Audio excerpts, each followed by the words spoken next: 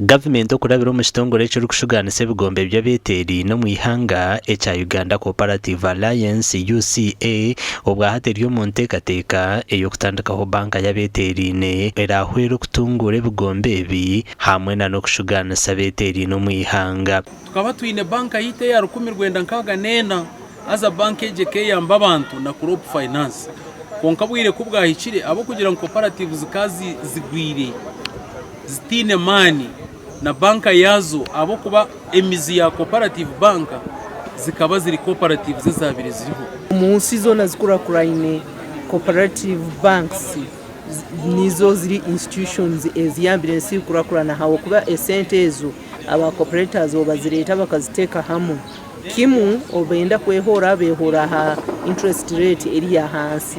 Aba batandikira mu byanga bya Bunyoro, Toro na Rwenzori kandi bahenderira muri Ankole aho Minister w'ihanga w'ebigombe by'abeterine Fred Ngumegobi ayahanangiriza abeterine okwakira enteekateeka egi. They become faithful by you being faithful because they say good leadership begins with you. Be faithful and encourage them.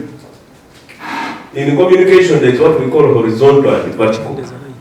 You communicate to those members of yours to supply you the coffee, but you ensure you pay them. Go and invest in those people in your community.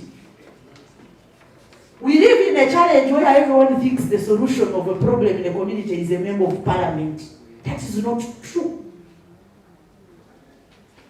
Tulikorushecherwa paipu amarwani gabani garagakahi omunyungu ningo mu bwato rwakubanorozo mutahe akano ke kaseera kenyini abalimi nga bavuddeyo nga program y'emyoga program ya PDM program ya wealth creation emaze okuwa abantu capacity kati basobola okuyimirizawo banka yaabwe nga basoloza obusente bwabwe ne babuteeka mu bank.